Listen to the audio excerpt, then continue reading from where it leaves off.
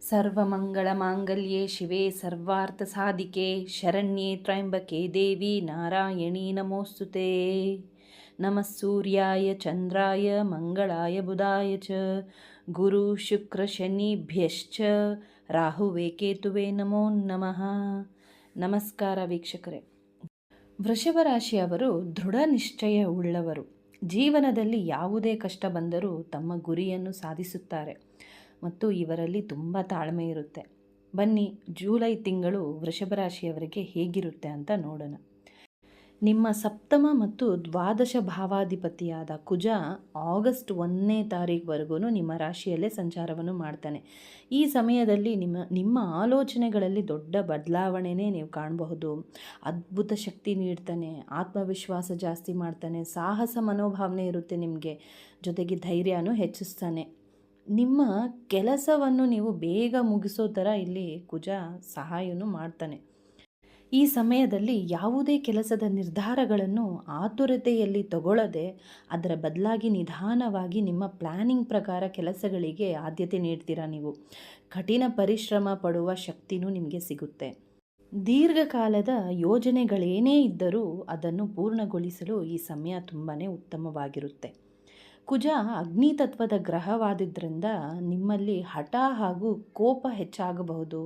ಅದರಿಂದ ಮಾತನಾಡುವಾಗ ಸ್ವಲ್ಪ ಜಾಗ್ರತೆಯಿಂದ ತಾಳ್ಮೆ ಮುಖ್ಯ ಆಗುತ್ತೆ. ಈ ಸಂದರ್ಭದಲ್ಲಿ ನಿಮ್ಮಲ್ಲಿ ಏಕಾಗ್ರತೆ ಅಂದರೆ ಕಾನ್ಸಂಟ್ರೇಟ್ ಜಾಸ್ತಿ ಮಾಡಿಸ್ತಾನೆ ಕುಜ.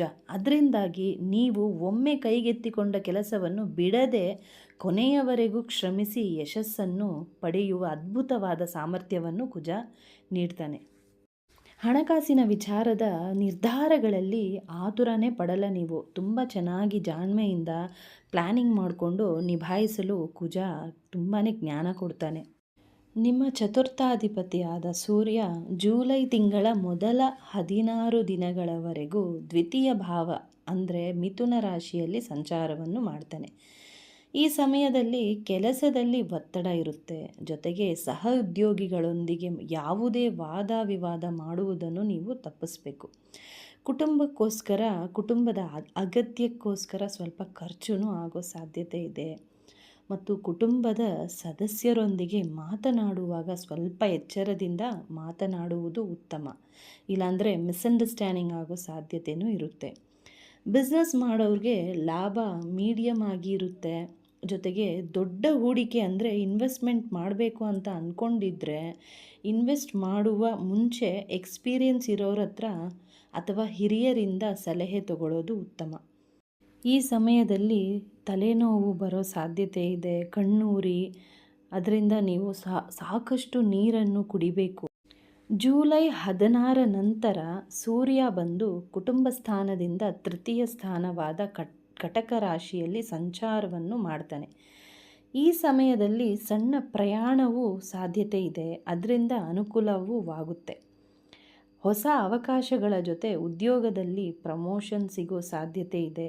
ನಿಮ್ಮ ಪರಿಶ್ರಮಕ್ಕೆ ಗುರುತು ರೆಕಗ್ನಿಷನ್ ಸಿಗುತ್ತೆ. ಸಂಬಳ ಹೆಚ್ಚು ಆಗ್ಬೋದು. ನಿಮ್ಮ ಧನ ಕುಟುಂಬ ವಾಕ್ಸ್ಥಾನಾಧಿಪತಿಯಾದ ಬುಧ ಮೊದಲು ಜೂನ್ 29ರಿಂದ ವಕ್ರನಾಗ್ತಾನೆ, ಅಂದರೆ ಹಿಮ್ಮುಖ ಚಲನೆ ಮಾಡ್ತಾನೆ. ಹಿಮ್ಮುಖ ಚಲನೆ ಮಾಡುವಾಗ ಸೂರ್ಯನ ಹತ್ತಿರ ಸಂಚಾರವನ್ನು ಮಾಡೋದ್ರಿಂದಾಗಿ ಅಸ್ತನೂ ಆಗ್ತಾನೆ, ಅಂದರೆ ಕಂಬಸ್ಟ್. ಜೂಲೈ 25ನೇ ತಾರೀಕುವರೆಗೂ ದುರ್ಬಲನಾಗಿರೋದ್ರಿಂದ ಈ ಸಮಯದಲ್ಲಿ ನೀವು ಮಾತನಾಡುವಾಗ ತಪ್ಪು ತಿಳುವಳಿಕೆಗಳಾಗಬಹುದು ಮತ್ತು ಆರ್ಥಿಕ ನಿರ್ಧಾರಗಳಲ್ಲಿ ಏರುಪೇರೂ ಆಗಬಹುದು. ಸ್ವಲ್ಪ ಎಚ್ಚರಿಕೆಯಿಂದ ವ್ಯವಹರಿಸಬೇಕಾಗುತ್ತೆ. ನಿಮ್ಮ ಧನಾಧಿಪತಿನೂ ಬುಧ ಅಸ್ತನಾಗ್ತಾನೆ. ಜೊತೆಗೆ ನಿಮ್ಮ ಅಷ್ಟಮ ಮತ್ತು ಲಾಭಸ್ಥಾನಾಧಿಪತಿಯಾದ ಗುರು ಜೂಲೈ 14ನೇ ತಾರೀಕಿಂದನೇ ಅಸ್ತನಾಗ್ಬಿಡ್ತಾನೆ, ಆಗಸ್ಟ್ 13ನೇ ತಾರೀಕುವರೆಗೂ. ಸೂರ್ಯನ ಹತ್ತಿರ ಬರೋದ್ರಿಂದಾಗಿ ತನ್ನ ಶಕ್ತಿಯನ್ನು ಕಳೆದುಕೊಳ್ತಾನೆ ಕೆಲವು ದಿನಗಳವರೆಗೂ. ಈ ಸಮಯದಲ್ಲಿ ಕೆಲವು ಇಂಪಾರ್ಟೆಂಟ್ ನಿರ್ಧಾರಗಳನ್ನು ನೀವು ಮುಂದೂಡುವುದು ಉತ್ತಮ. ನಿಮ್ಮ ಭಾಗ್ಯಾಧಿಪತಿ ಮತ್ತು ಕರ್ಮಾಧಿಪತಿಯಾದ ಶನಿ ಲಾಭಸ್ಥಾನದಲ್ಲಿ ಇರೋದ್ರಿಂದಾಗಿ ಕೆಲಸದಲ್ಲಿ ನೀವು ಮಾಡುವ ಪ್ರಯತ್ನಗಳಿಗೆ ಶ್ರಮಕ್ಕೆ ತಕ್ಕ ಫಲ ನೀಡ್ತಾನೆ. ಕರ್ಮಸ್ಥಾನದಲ್ಲಿ ರಾಹುವಿನ ಸಂಚಾರವು ನಿಮ್ಮ ವೃತ್ತಿಯಲ್ಲಿ ಮಹತ್ವಾಕಾಂಕ್ಷೆಯನ್ನು ಹೆಚ್ಚಿಸ್ತಾನೆ. ನೀವು ಅಂದುಕೊಂಡ ಕೆಲಸಗಳಲ್ಲಿ ಯಶಸ್ಸು ಮತ್ತು ಸಮಾಜದಲ್ಲಿ ಗುರುತನ್ನು ಸಿಗುತ್ತೆ.